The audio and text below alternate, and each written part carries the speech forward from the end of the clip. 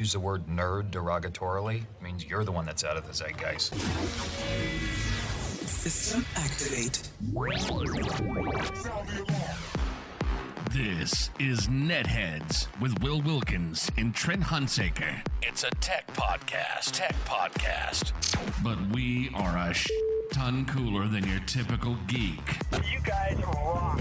And now, here's Will and Trent.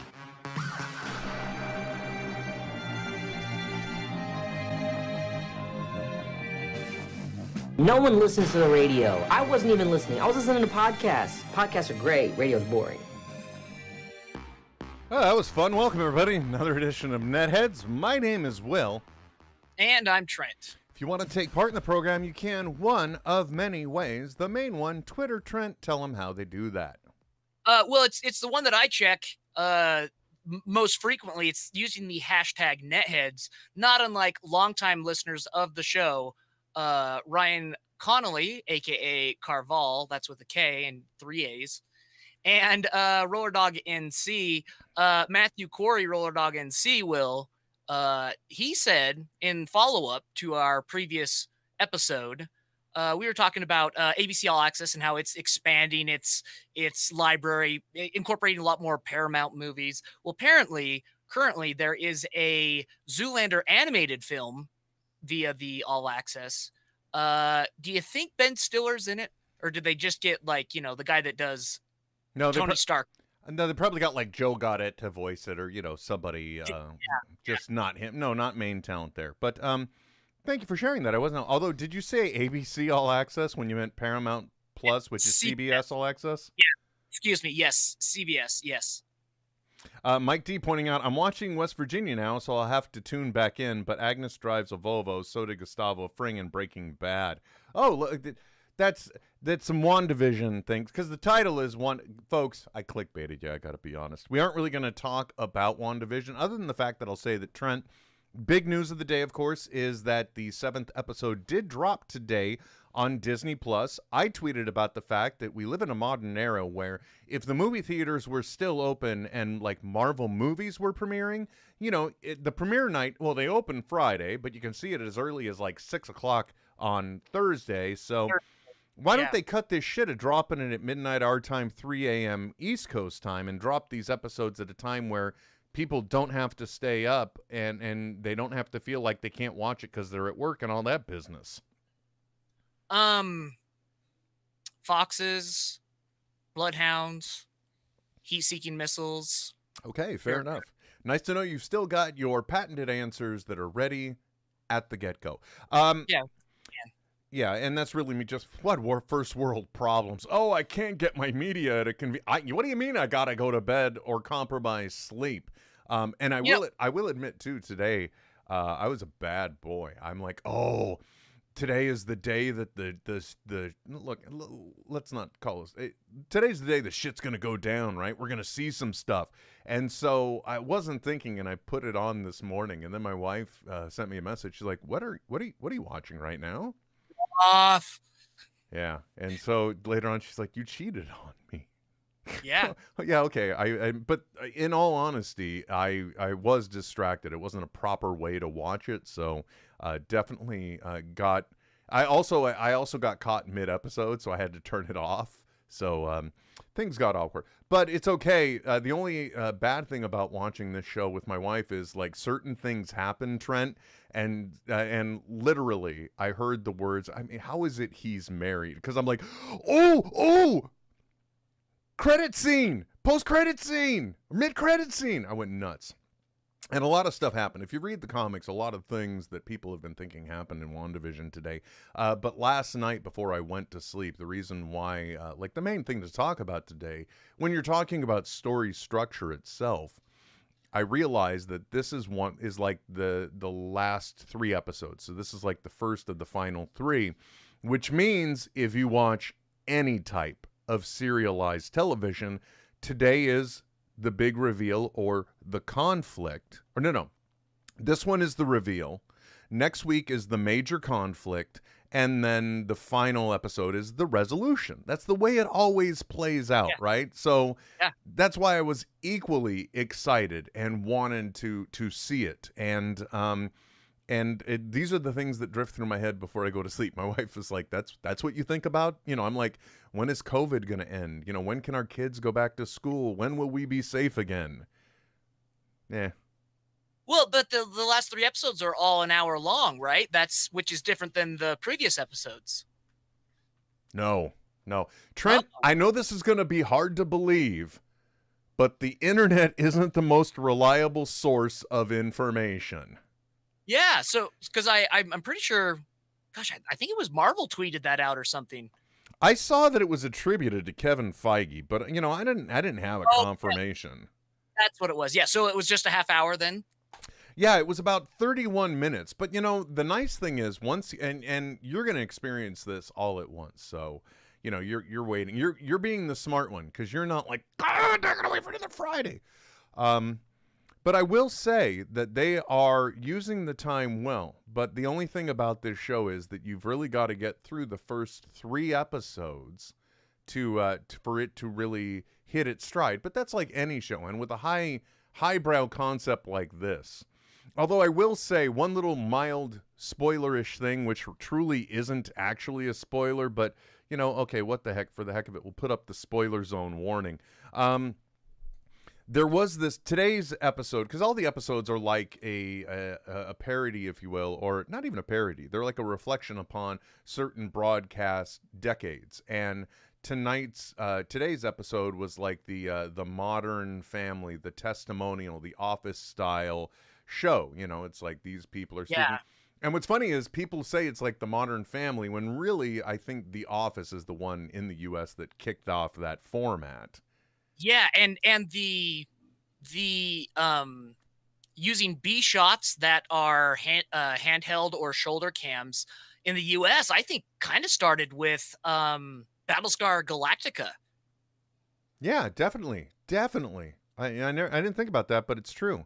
But yeah, anytime it's not like the main shot. You know, if they're getting angles, it's always done with a hand camera on a shoulder cam.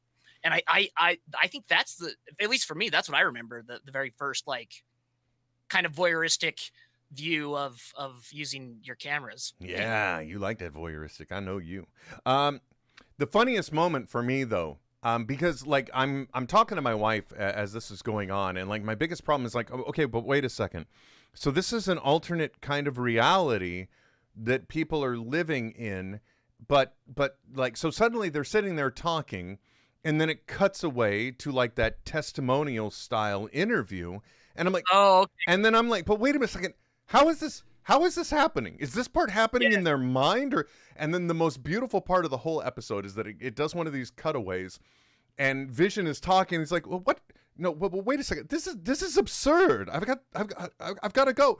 And he like rips off the mic and walks off, and then it instantly cuts to where he was, and he's already like flying out of frame. So it's like, I don't know where it's happening, but I love the way that they address the absurdity of the moment, because it's just like, why am I here doing this? What is happening?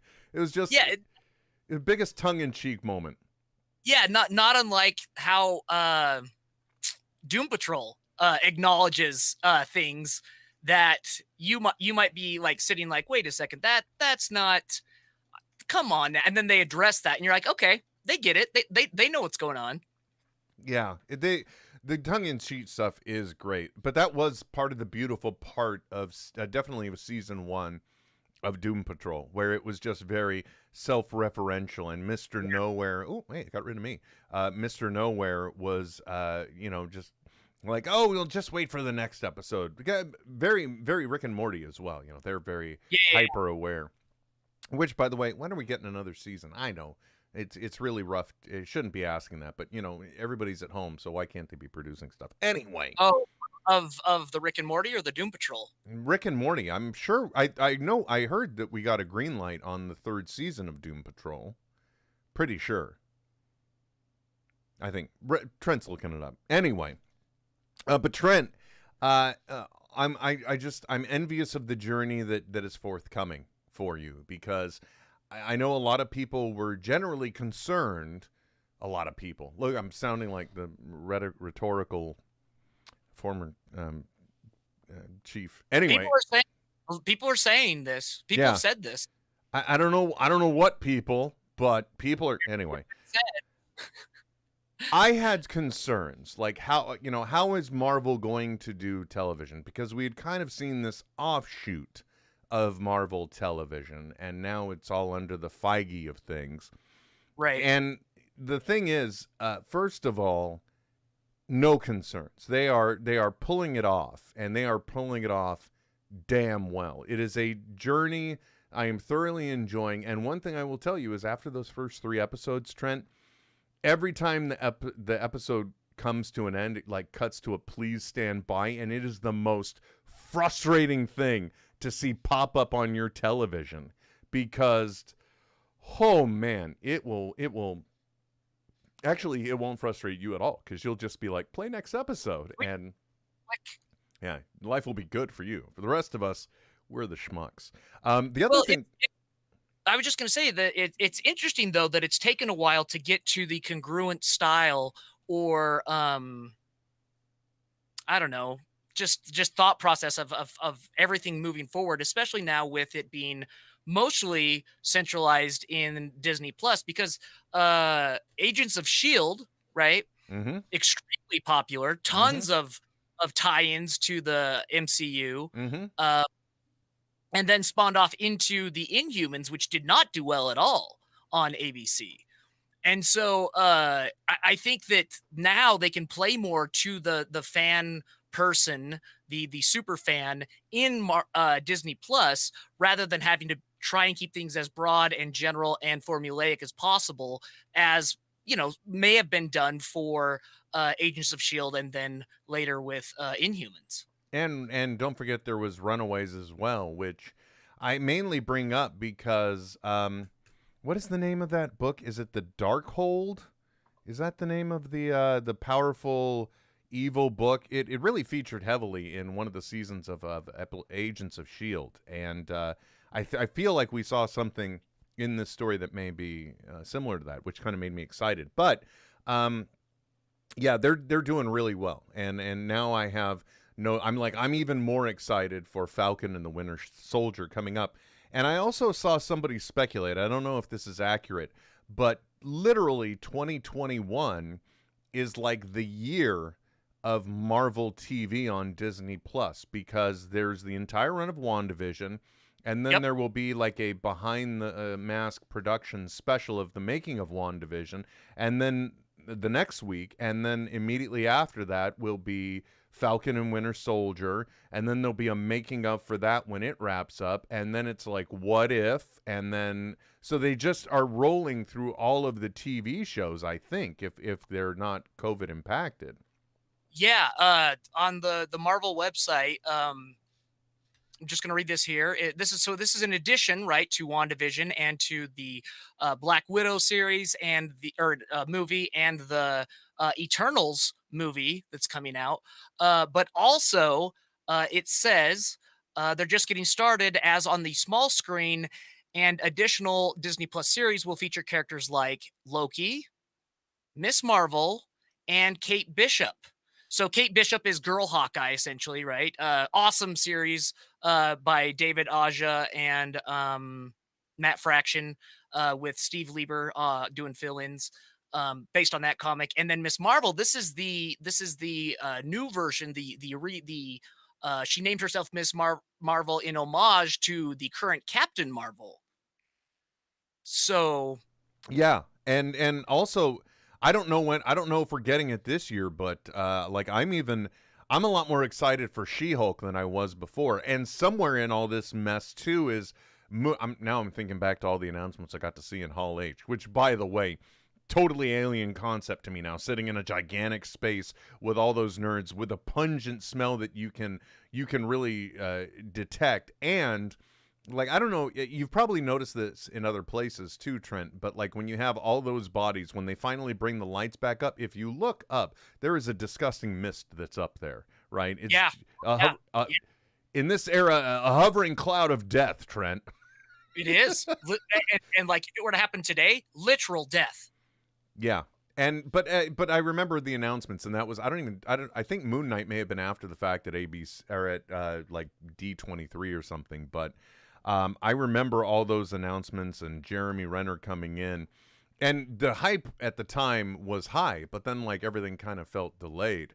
All I can say is they are at least doing, in my opinion, everything right in regards to knowing the properties they have and the things that they need to create to get the people to go onto the service and subscribe. Yeah. Oh, absolutely. And even more like, and this is so frustrating for a lot of, us who are on so many different subscription services. They're keeping us happy with the service, right? They've got us there. I mean, The Mandalorian got us there, right? Oh yeah. And now they're keeping us satisfied with the product by continually rolling out things that are making us happy. That's always the worst part. And honestly, that's what I think Paramount Plus, CBS All Access, they, we've got the Star Trek, we're going to bring you in, but they haven't been able to like continually deliver something else aside from that. Yeah, I mean, they did a pretty decent job with The Stand. It had its finale last week. I don't remember if we didn't talk about it because we broadcast on Tuesday. All I will say is that, again, it's too big of a story to have told in the small number of chapters they told, so there are some things I would have liked to have seen that I didn't. But I went into the finale with an open mind because it was written by Stephen King, so he got another bite at the apple. Good for him. Yeah, and I think he took an interesting approach with it. I really liked it because one of my favorite parts in the book is actually, oddly enough, Tom Cullen and Stu Redman's trip back to Colorado. I totally agree with you on that one. Yeah, wasn't in there. Sorry to let you down, Trent. Yeah, and if I remember right, a lot of that was taken out of the original publication of the book. I recently just since we talked about it last, listened to the whole book, and it was the I think it was in 90 something they re-released it with the complete version, because the first version they had taken out parts because of not out of editorial cuts, but out of cost per hardback cuts. If you own a copy of the unabridged version of The Stand, the updated one Trent's referring to, your hard copy is about yay thick. Your soft copy, or what is it called? Paperback. Your paperback in standard condensed paperback form is yay thick. I have yet to own a copy of that book in that format where it doesn't at some point split on the spine. Yep. It's just too big. Yeah. Well, and if I remember right, the first miniseries that was done just totally breezed over the whole return trip as well. But it's through that return trip that we see a great interaction between Nick and Tom Cullen after Nick has died. And we see like it's very good denouement because it wraps up everything. They reflect on, like, if I didn't see it happen, I wouldn't be able to interpret it and tell it to everyone when I get back. There would still be a big doubt as to what happened there, blah, blah, blah. Like it wraps up really nicely. And I feel, at least in the book, it leaves the reader like just really content. You know what I mean? There's no like, at least for me, there's not a lot of speculation. It's like, well, whatever happened with so-and-so, or we never saw what happened with this. Like it wraps everything up nicely, and it's not too long, their return journey home in the book. Yeah. It's definitely, it's almost just enough. And it also has a lot of, like you said, touching moments. There's the great conversation between Tom and Nick. There's the whole experience with them having Christmas, just a lot of nice little moments. And it's still literally in literature, it's one of my favorite stories. That's what Yeah, I'm for trying sure. to say. And again, what they did with it was good, and hats off to Joss Boone and the other people that worked on it. But it just, I could have really seen this. This is one of those stories that if they hadn't gone limited run and it weren't so costly to have such a large cast and probably the sets that they had to maintain, I could easily see this being a 3 to 4 season story that you could spread out. Yeah. But now I'm just repeating shit we said on the last show. By the way, Well, I have a production question about it. Great. How did Vegas look? Vegas looked pretty darn good. Yeah. I mean, I don't know how they got so many open streets unless like they did some of the shooting during the COVID of things. But yeah, it was. And like, I'll have to look that up. Yeah, but one of the ways they achieved it, there were some good empty street. Well, digital magic, they can make anything happen. Right. But there was a lot of good of empty Vegas shots, and then the decision they made was that the primary focus of the action in Vegas was more inside of like a Rio, the Rio Hotels style hotel, just set in there. So it was either in the hotel room, the main area down below. So it was very set based, but they still pulled it off.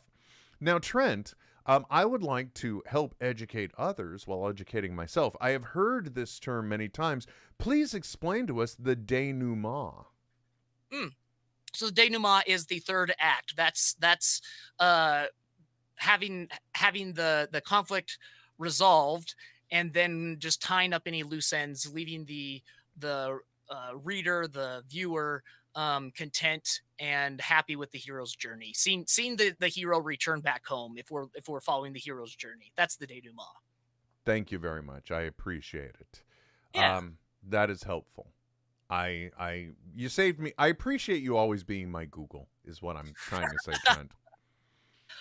So upon re-going through the stand on this time, I really hit me how much different the walking dude, the dark man, Randall Flagg is in the stand versus the Dark Tower series. And so I did a deep dive on the internet to try and figure out if not in a linear sense of time, but like did Randall Flagg have his interaction with the universe in the stand before he was dealing with Wolves of the Kala, et cetera, et cetera. And the popular theory on the internet is that the stand was his first interaction in the Stephen King universe, and which kind of makes sense because he is a lot more brash and he just rushes into things, and he doubts himself a lot more in the stand because he hasn't taken the time to think things through as he does in the other books. Anyway, it was really interesting to see, just look at people's takes on where things chronologically, how they've taken place throughout all the different books. Why you got to bring that up, brother? Why you got to do that? Because every time I reflect on it, not to ruin the books for anybody, but let's just say the end of Randall Flagg, the latter part of his journey was very disappointing for me. I agree with you on that one. Like he was built up too big to be thrown away so easily. Exactly. Ash Williams pointing out via the chat, if you want to take part in it, Facebook, Twitter, YouTube, all of them exist. Under the Dome was supposed to be a miniseries. Yes, it was. And I don't know that one got I don't want to say the attention it deserved, but it didn't play out. But, I don't want to go into that right now. Trent, thank you for the denouement. Thank you for everything you do. Had something interesting happen. It is, once again, something around me has hit national news. And you may have heard about it or you may not have. But there was kind of almost the COVID era version of a hot mic incident. The nearby town near me is called Oakley. And in that town, the school board was having a Zoom meeting. And they had posted on the website how to log in to watch the Zoom call. Somebody just happened to be recording it. And like the 8 minutes that were captured were very interesting because the school board members were going into how another region, in order to cut down the amount of community comments and how much time they talk in that, community speaks portion, Right. they're like, oh, well, maybe our IT can do what these guys do, and they just limit you to 3 minutes and then it cuts you off. And then like there was one person talking about how, yeah, because some of these people will come at you like, bitch, if you're coming at me, I will fucking come after you, or something along those lines. And talking about how people are so whiny because they want to just get kids back into school because they want their babysitters. And the most beautiful part of the whole thing, I'm giving you the much condensed version, is that at the moment we're like, oh yeah, somebody's telling me, yeah, this is going out live. Oh yeah, that's what they're saying. And then immediately goes to black, progress testing in progress. Please stand by. So far, one of the school board members has resigned. The mayor is now calling for them all to resign. By the way, So one of them even told right? a story about their friend getting a weed delivery, which is something you can't do because the kids are home at school right now. Holy hell.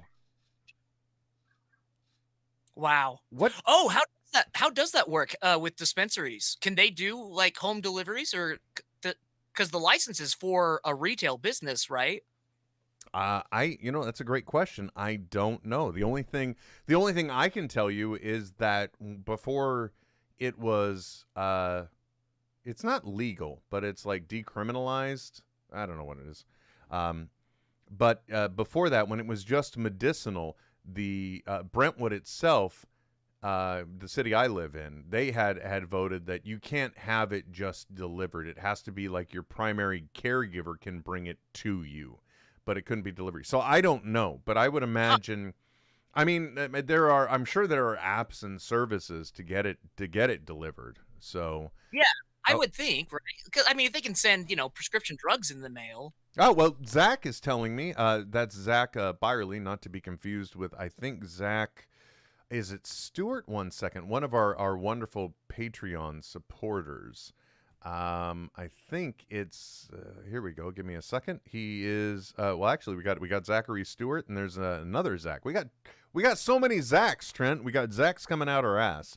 But he's pointing out, yes, some dispensaries in California can deliver, and Evie Garland is pointing out that Weed Maps would be a reference source for that. So yeah, apparently you can if you. I mean, I don't know if you're looking to set something up, but I don't think they can go from California to Utah. Well, yeah, no, Utah has just barely accepted medicinal purposes, and that has been interesting to see the reactions here. Oh, I'm sure it's also been an extremely difficult road for them to travel, being a red state. But Yeah. I mean, like, we're getting a lot of these Zoom stories now, because first there was the lawyer with the cat filter, and now this school board hot mic situation, because that's really what it is. I don't know what else to call it. If you do see the video, just skip ahead to like 7 minutes and 54 seconds when they discover that it's going out and everybody's been listening to what they've been saying. So It's interesting because in fact it's just funny how things work out. Originally at this time, I was supposed to be doing a broadcast for a lecture series that I do once a month for the College of Science at the university I work at. Except the presenter got sick, and so we had to reschedule. But for that one, we want to be able to have as many people see it as possible, but not inundate the broadband with viewers, right? So they have an option, but I know that the option to get the license for this is apparently expensive, and so the university only has a few of these licenses, but it's a webinar is what they call it. So if you have the webinar license, you can embed indefinitely, have as many viewers as you want, and then that gives viewers a text response, but it won't drag down any broadband, or you won't hear their audio or anything like that. And so that's, I mean, we use that for this broadcast that I do once a month, and it has worked out super, super well. I can definitely say one of the technologies I've been impressed with has been Shindig, that's been used for that Kevin Smith's Club's AMA events. They have a really good platform that's web-based and relatively easy to use, and that's really worked out well for us. But, you know, a lot of people, like, they'll even just use YouTube streaming options on things ported out. So it's like, okay, my primary people can be here, and if you just want to watch and follow along, you can go to YouTube here. If you want to make sure it's uneventful, you can disable the live real-time chat, which I haven't. DC Chivas pointing out, dude, I finally watched you guys live. Congratulations. Glad to see you. So happy you're here. See, Friday night fun and frolic for friends and festivities. Hey, look, I found another F to throw in there. Yeah, that's alliteration. Yeah, which, by the way, was another strong part at the end of Wanda Vision. Great reveal. Good stuff. Yeah, I'm wondering how many more of these sensitive hot mic situations we're going to have, or are people finally going to be learning? Is the question now? Oh, or the one dude who was touching himself during a Zoom call that I feel like that one was staged. You think? Yeah, because that's just too. That's a little too. Well, it wasn't on the nose, but you'd have known if it was on the nose. It's not, and you know, as a courtesy, you got to advise whether you want that. Anyway, yeah, that was weird and awkward. But you know what, Trent? If it is on the nose, I got a great way for you to go ahead and clean that nose. Oh, snap. It's a live read. Are you ready? I got goosebumps. I'm so ready. I don't blame you. Ladies and gentlemen, if you want to get clean, if you want a great experience, if you want to harken back to when soap products were made of quality, of pleasure, maybe on a Zoom call, Duke Cannon is the Duke Cannon Supply Company, my new favorite company overall. I have been, since Christmas, using a big-ass lump of coal. It's a giant bar of soap, charcoal in it, and literally, I'm still on the same bar, Trent. It's still going. So not only is it an amazing soap, not only will it get you clean, not only will it leave you feeling clean, not only is it a creamy, lathery experience you can use for washing your body, I also use it when I shave this chrome dome you're seeing right here. It's a fabulous experience. Obviously, for the cost, you get some use out of it as well. I am so excited to be able to get my new products. If you want to find out about Duke Cannon Supply Company, if you want a soap experience that's amazing, if you want to feel like a man, and you want the great American beer soap, Trent, if you want some big-ass beer soap, okay? If you want to smell like leaf and leather, if you want to smell like a midnight swim, go to netheadsonair.com/Duke. That will take you to the Duke Cannon Supply Company. And they don't have just soap, okay? They got other things too. They got your liquid hand soap you can use. They have got a shampoo puck, Trent. This comes in a tin. It looks like a puck. You take it out, you rub it on your scalp, my friend, and you're getting clean. It is so nice. It is a fabulous product. I wouldn't mention it if I didn't believe in it this passionately. They got packages you can use to save money. And hey, if you go to netheadsonair.com/Duke, you can get free shipping for orders over $30 in the contiguous U.S. only. I am not kidding. This is a soap that will make you appreciate quality soap, okay? It'll make you feel like you've been washing yourself with some nasty-ass big company product when you could have been having good quality. Because look, man, this is my favorite time of year right now. The mornings are cold, the showers are steamy, and when the lather is rich, so are you. Start your day right. Duke Cannon Supply Company. netheadsonair.com/Duke. Get your ass clean. Oh, that felt nice, Trent. It was I want to I feel dirty now. Right? You need to get clean, I Trent. Yeah, I need to get my ass clean. By the way, Literally. as long as we got your attention, folks, I want to take this opportunity as well to point out that NetHeads on air, NetHeads, we ourselves, we do have a Patreon account. So if you want more of this quality entertainment and bonus content, exclusive weekly programming, haven't recorded one yet, haven't felt well this week. That's why we didn't broadcast on Tuesday. You can go to patreon.com/NetHeads on air because consistency. And I want to shout out Kevin Conroy, Dan Hadfield, Ron Connolly, Sean Ryan, Steve Ashton, Eric Welcome. Welcome. I hope, I'm going to take your word for it, sir. All of these amazing people, one way or another, help support us, which allow us to do studio upgrades or buy Trent a lawnmower every once in a while. What the hell? Still using it. By the way, speaking of which, DC Chivas wants to point out that your beard game, my friend, is strong. And I know we've probably brought this up before. Actually, we have, because I sent the beard comb. But have you ever spoken specifically? Because, Duke Cannon does have beard treatment oils as well. Oh, I did not know that. Yes, they do.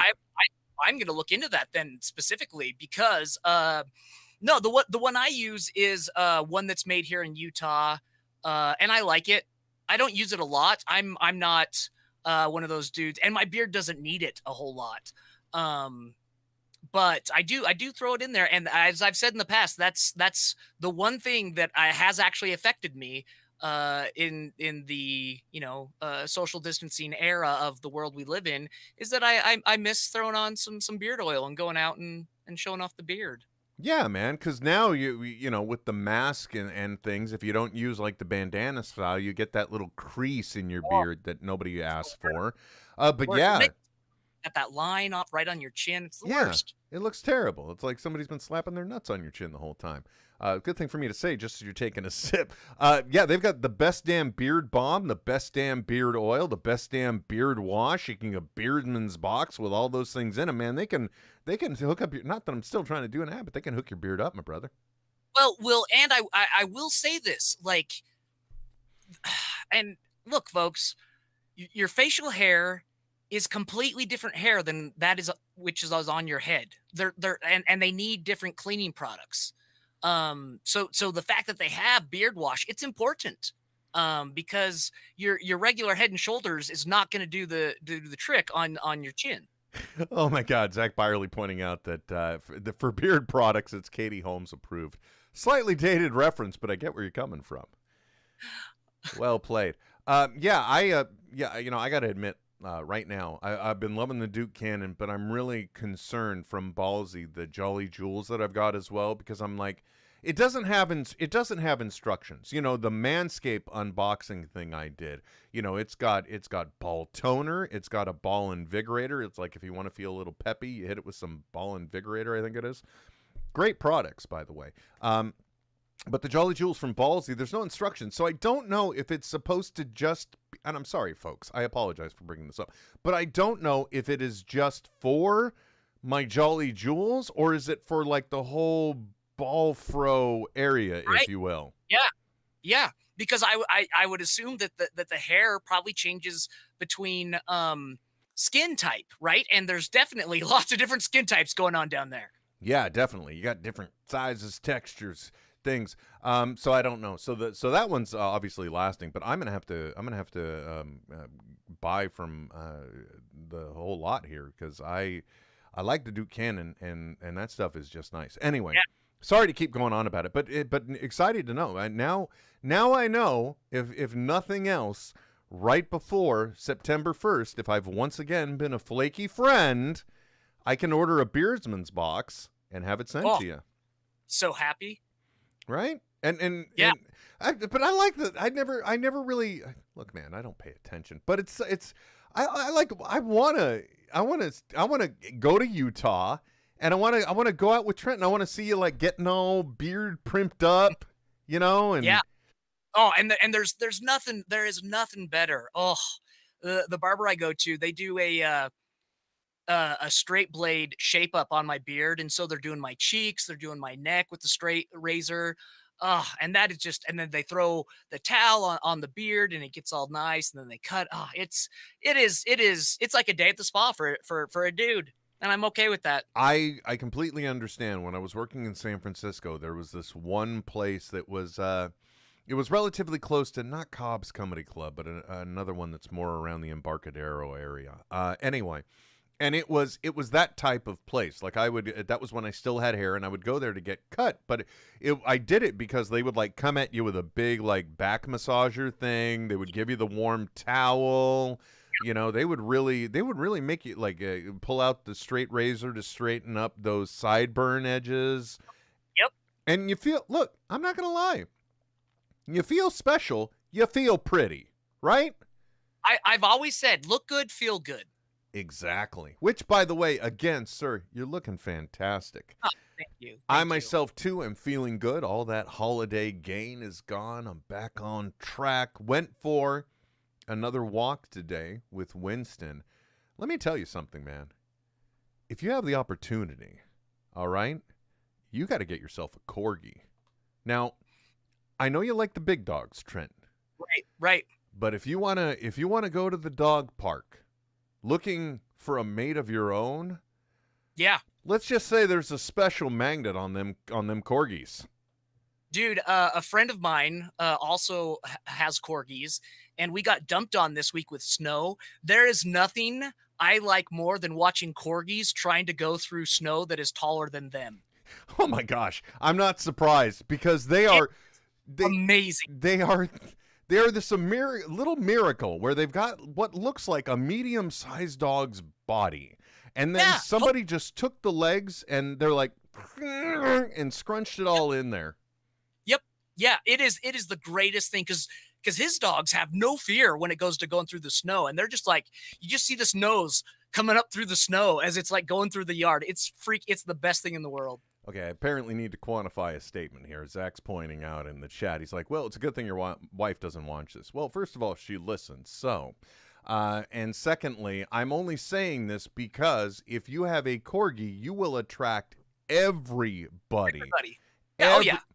Everybody loves a corgi. I mean, obviously, I wanted one for years, and Winston is he is a fine-looking corgi. I'm very proud of him. Like, even here's how much people love corgis. Our groomer loves corgis. So as long as I bring him when we drop off the Samoyeds, he always gets a free nail trim. Yes, because she just loves the breed. Yep. And I'm not. And they're a great breed, man. My favorite thing in the world, Trent. Please tell me if I've said this last week, because obviously I can't retain information from day to day, let alone week to week. But my favorite thing in the morning, and the one thing I worry about my family coming out to see every morning, is when I let the dogs out, because I let the big dogs out, and they may want a little attention, and they go right in the backyard. But I open the crate from Winston. He comes out, and I get over back to the carpet area, so about a few feet over. Literally lay down on the ground and start scratching his back and say all of the cute puppy cuddle things I do. And there is nothing more adorable than when a corgi starts stretching out and they almost get kind of like this feline reach for their paws out and is stretching and he hugs you. It's what love is, Trent. That's what love is. Yeah, it is so true. There is no love greater than that of a dog for its person. Yeah, well, look, I gotta admit, the guy is he loves everyone, but I mean, I'm way more into him than he's into me, I guess is the way he loves, I'm not gonna lie. Yeah, accept that. Winston loves his ladies, my friend, because like last night, it was a situation I pointed out. He loves to sit at my wife's feet. He loves to lay at her feet. It tears my heart out every time. But loves to sit at her feet. So last night I realized, oh, he's sitting at my feet. And I looked over and I'm like, oh, it's because she's got the footrest up. And I'm like, honey, look, he's by my feet. Put your footrest down. Right on over. Yeah. Fuck this big smelly guy. I'm going for the pretty lady. I don't blame him. But anyway, I'm sorry. I don't know how we got on corgis. But speaking of which, how does Lurch do with the snow? Oh, he loves it, man. He loves it. Like, his favorite thing is because he's just always so hot. Like I'm running a fan in the house, even when the the thermometer set at 68 here in the house for heat.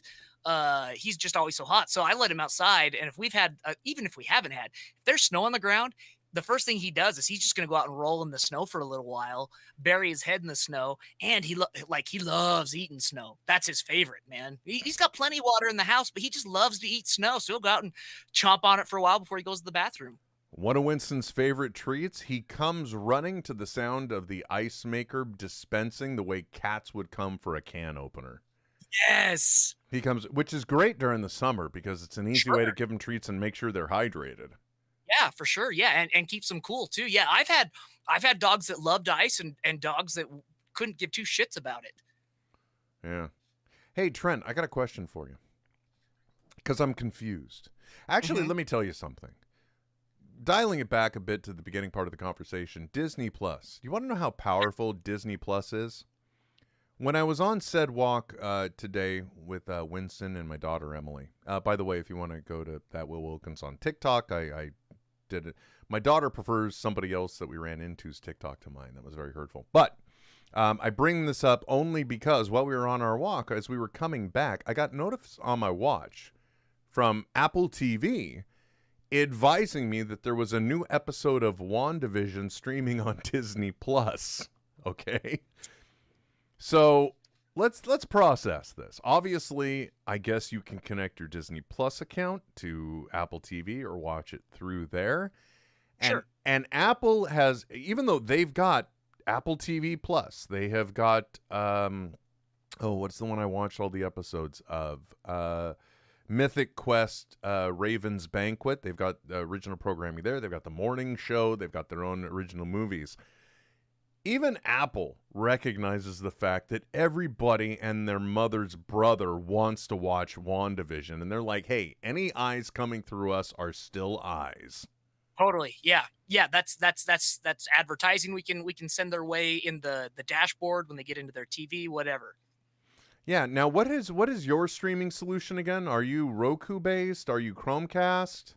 I'm all over the place. So I've found that the Bluetooth, I send Bluetooth from my TV to a PA system that I have set up in my house, which I'm not going to lie, it sounds awesome. But I found that if I'm watching something that's playing natively through the smart TV, the delay is seamless. There's no delay at all.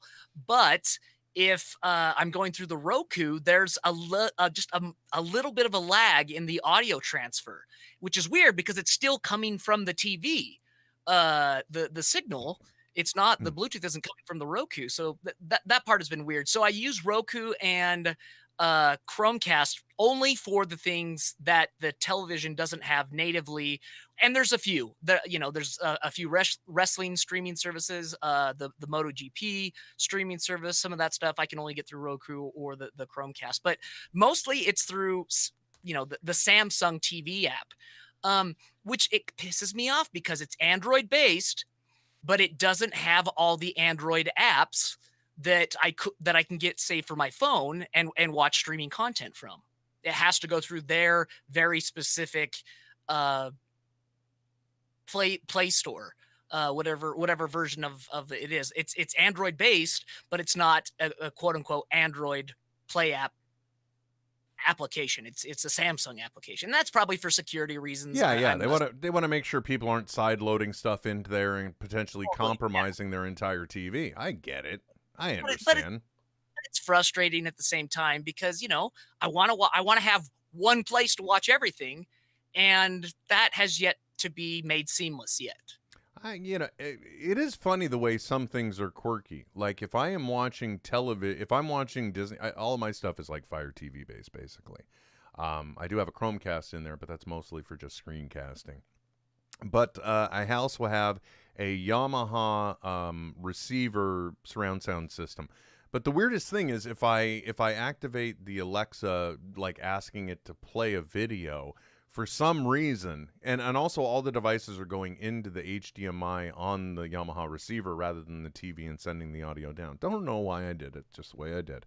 But when I do the things and I ask Alexa, like if I wanted to, like if I ask it to just play the latest WandaVision, or if I say, to play what's something in my, if I say, play Avengers Endgame, instead of just putting it on, somehow the Yamaha detects something and suddenly it just switches to audio input only instead of the Fire TV input, and then I got to reset everything. It's just one of those like weird, quirky things. Yeah.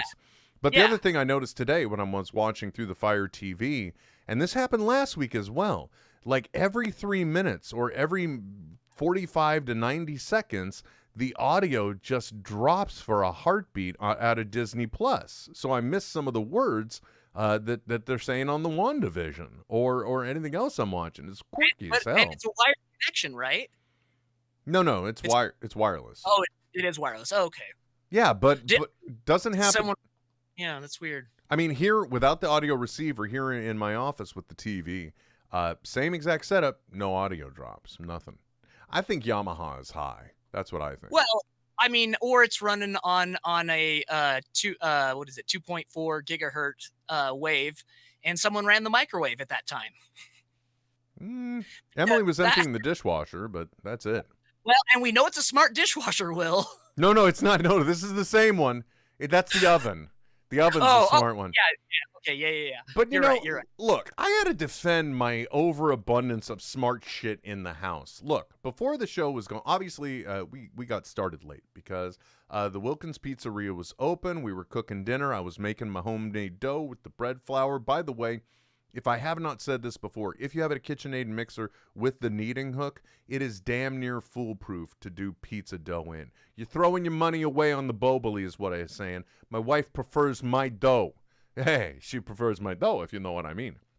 But seriously, homemade dough is so easy as long as you got yeast and flour and all that jazz. Where the hell was I going with this? Oh, so I was getting started with this late, and I had to run up to change my T-shirt. And so while I'm up there, I was able to tell the Alexa to turn on all the stupid lights in here and the backdrop highlights. And like I walked into a studio that was almost completely ready to go, just like that. I've as you saw, I preheated the oven last show or 2 shows ago. So, I stand by, the full compromise of security that I've got going on in here. Well, and think about how cool it is, right? If you are financially able, and tip of the hat to you for being in this a position like this, but to like build your own home right now, how awesome would it be to like integrate all of that into your wiring and into just having one smart hub that you can control everything through your house, not having to go back and repull wire or anything else like that, like building this into the infrastructure of your home. The biggest point of contention in my home for a while has been that my daughter's Google, whatever their puck is called, and when she had an Alexa device in there, that those were independent of our accounts. I have almost been tempted at one point to put a Bluetooth speaker into her ceiling and an Amazon Alexa from my account into the ceiling so she can't get to it, just so I could like drop in and annoy the piss out of her. Basically, I'm still very tempted to do it, but one of the biggest contention points as a nethead, as a tech head, as a guy who wants things done right. This house was probably just a few years away from them doing like proper RJ45 or 47 or whatever, Cat 5, Cat 7 cabling throughout the entire house, and just using network jacks and having a centralized point for all of that to be dispatched from. Biggest point of contention that I just wish because that way it wouldn't matter where the router is. I could still have a full network delivering all the shit from the 25 freaking computers I got laying around here doing all this stuff with. I know, right? Like we think of like the workplace, and we have, the server room or the communications room where everything comes in and then is dispatched out. We can tuck it away. We don't have to look at it. It's not like this big grotesque bunch of cables and modem and wires sitting behind the TV or wherever the cable comes in. Like, I just hope that's got to be a thing that builders are doing now, right? Is to have, a small utility closet just for the communication stuff, I would think, right? Well, first of all, I think it's an option. I also think it's regional. But this one couple on TikTok, I know that it looked like their house was wired that way. They did have a central cabinet. They had a patch bay, because that's one of the things I wish. I wish in the family room that the Roku or any other devices were actually hardwired into a patch, and they were streamed, because I do run like a Plex server here in the house, and if I want stuff to stream out, it's technically at that point it's going Wi-Fi, but I don't think that's the reason why the audio is dropping in there. For all I know, something that just needs to be patched. I know the Yamaha ran a device update recently, but yeah, I mean, why? That's the way houses should be wired up now, and I'm sure they are. That's an interesting thing. I think there is still some property development in the area. I should just go and check out like a model home and see what they are offering nowadays, just so I can lament and be pissed off, I guess. I mean, we're essentially at the point of likened to when having a cable jack in every room started becoming common, rather than just one, and then if you wanted more, you had to run more coax wherever it was going or whatever. Like, yeah, it's just, and I'm just hyper aware of it because I'm in an older home. They are plaster and lath walls, not even drywall. So there's, we're not getting into these walls to pull anything. And I've made very creative use of the heating ducts as to pull Cat 7 cable through to make sure every room has an Ethernet connection. Well, at least you utilized it easy to run. I mean, do you still like have some of that electric wiring in the house where it's like those ceramic cylinders with wires on either side and that kind of crap? In the attic, there are they're called insulators, not unlike what they have on the top of a high power transmission line back in the day anyway, which are glass insulators that a live wire is wrapped around, running power through. Yeah, that's my attic. Good to know. Death in the attic. Now I'm the news story. Is your attic going to kill you? Find out tonight on NetHeads. Action News. Yeah, by the way, speaking of which, again, one of my favorite escapes is TikTok. And this week has been very interesting. And if anyone out there is either impacted or knows people that are impacted by the horrible snowstorm and freezing situation in Texas, know that our hearts do go out to you. Not necessarily our money, but our hearts do go out to help. Hope that things are well with you, because it's terrifying to see some of the things that have happened, like burst pipe situations, and then people literally have icicles and ice rinks in their home. Alert messages going off in apartment buildings that weren't prepared for this type of thing. People not running water to keep stuff going through, which, by the way, is one of the few things I knew about, because my in-laws used to have a place in Tahoe, and that was like one of the things, like, you got to make sure that one sink, that one's got a drip, okay, and do this, and it's terrible. And the only thing that I can say is, like, at least hopefully I think this is like a once in a decade event. Boy, are we really just hitting a million here? California had campfires and COVID last year. Texas has got COVID and freezing this year. What the hell? Enough already. Yeah. We get it. Give us some breathing room, please. Anyway, Trent, I think unless there's a topic you want to talk about, I think we have reached the end of our NetHeads journey this week. I think we have done it right. We've done it in, and it's time to be done with it. That's my opinion. I could be wrong. You got anything? No, I accept the end. You're a lot. Not unlike Ralph and Glenn and Larry. I accept come what may. Look, man, I got to tell you, I still don't understand why did they have to go to Vegas? Why I figured this out in the re-listening throughout the whole book. We don't know if Flag would have been there when Trash Can Man brought in the warhead at that time. And he definitely wouldn't have had everyone localized together all right there, because we know through in the book he's in LA sometimes, he's in Portland sometimes, he's in Washington State, Seattle sometimes, and he's all over the place. And in fact, they had to there are times where people are waiting for him to get back to Vegas to do things. So sending them brought him there at the same time that the Trash Can Man could bring in the Deus Ex Machina to take care of him. Gotcha. It was. Did we talk about this last week? So that was the No. thing. It's the impetus that had them all gathered. Yep. And actually, you know, also there may be part of the metaphysical. There were people there that were in support of the good, if you will, and that is what permitted God's hand in the book, if you will, to take control of that energy and demonstrate His wrath. CBS, Yeah. The Stan version on CBS All Access had an interesting approach with that too. Well,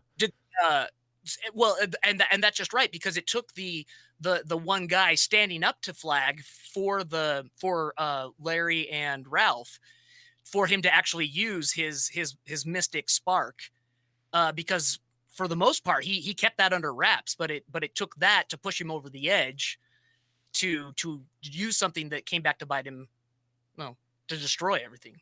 Yeah, it was one heck of a humdrum. DC Chivas wanting us to shout out the Merps and the Get Fresh crew. All right, well, it is done. Merp. Yeah, that's the minor internet something personalities. Minor internet radio personality, I think is what MERP stands for. Comes from the Smodco S'morning Show / Nooner crew, which, by the way, you can still find smodcast.com. Yeah, Trent. Well, thank you for helping me to come to that realization and getting some acceptance to the book that I read once a year. So, even though I never seem to catch that detail until now, but then again, there are details I completely miss. Another one of those moments where my wife is like, "You're married, really?" I was watching last week. Look, folks, this is much cheaper than therapy. I don't remember what was going on, but I'm like, you know what? I'm gonna watch Infinity War, and then I'm gonna watch Endgame. I don't remember what teed it up, because the portal scene gets me every time at the end of Endgame, and it's a nice healthy cry. Like I said, much cheaper than therapy. But instead of just jumping all the way to the final battle like I did, I kind of like watched the highlight reel of Endgame, because it was Sunday. I had shit to do. 3 hours, come on. But one thing I had never noticed until now, because these the writers, Marcus and McFeely, these guys, they don't throw things away. They do good shit is the whole point. They in Captain America, it's like, don't do anything stupid while I'm gone. How can you taking all the stupid with you? Then they inverted that for Cap and Bucky in Avengers Endgame. One detail I never noticed. If I were a real writer, I would have noticed this. Pepper Potts, when Tony's like, I found it, I've discovered the time travel. I did it. And he's like, maybe I shouldn't. Maybe I should just throw it in a box, toss it in the lake, go to bed. And Pepper then says, but would you rest? And then at the end of the movie, after the snap, she tells him, it's okay, Tony. We'll be okay. You can rest now. Yeah. And one important lesson, if I can convey anything else to you folks. If you are talking and you are going to cry, Stop talking. Stop. Just Let stop. Yep, just stop and let it pass. It'll pass. You can get through this, but don't keep talking, because it's just don't do it. Don't do it. And with that, folks, we are going to release you to the rest of your Friday night, or whenever it is you are listening to us. Thank you very much for joining us, wherever you are in your journey with the NetHeads. We greatly appreciate you. We have so much fun doing it. And as a matter of fact, this too, much cheaper. Well, actually, looking around and all this shit, I don't know if it's cheaper than therapy, Trent. I'm not going to lie. Maybe one session or two, but after that. But thank you very much. Don't forget, I am that Will Wilkins on Twitter. Trent is a part of him. Be sure to check out Devotion Wrestling on the YouTubes, correct? Yes, please. Yeah, and Fight TV if it's a free app if you want to stream it live when they do the premieres on Thursdays. There you go. That's a good time because something else goes Wednesdays now, right? That's the AEW, I think, is Wednesdays, or are they Thursdays too? Yep, they're Wednesdays. Man, there are. Oh, hey, congratulations, Trent. We've received 100 messages today with Restream. Good job. Yeah. Hey, now we're getting people talking, or Zach's really bored. One or the other. Thanks, guys. Yeah, don't forget netheadsonair.com/Duke, or just netheadsonair.com for what is supposedly the central source for all information. Check out our Patreon. Subscribe on the YouTube, please. Trent, we've seen growth on the YouTube. We're getting subscribers. And I'm not even selling a robot or giving away a robot anymore. Right. You know? Well, doggies. Anyway, folks, thank you very much. Until next time, my name is Will. And I'm Trent. And we will be back soon. This is NetHeads with Will Wilkins and Trent Hunsaker. Signing off. I know, right? But stop being a little Nancy and deal with it. NetHeads. NetHeads. We'll be back soon. Goodbye. This has been a production of Smodco Internet Radio. Sir, only at smodcast.com. Okay, Trent, two quick things. One, I want everyone to know the whole red light thing last night, I prepped my wife for that. I thought it would be funny. It was. It played really well. Yeah, it played great. I had a great time with it. So that's one thing. The second thing, I sent out, I got to tell you how pathetic it is when you're living that low-carb lifestyle. So I wasn't hungry earlier. I had a late lunch. And on the NetHeads account, I tweeted out the amazing picture of the pizza that my wife made, right? I got the dough ready, and then it looks amazing. And I was just looking at that. You know what I'm going to do now? I'm going to go out into the kitchen. I'm going to take all the pizza ingredients and put them in a disposable pie pan layered with sauce, veggies and meats and sauce and cheese, and I'm going to bake that. What a fucking letdown. Yeah, it's the dry hand job of food.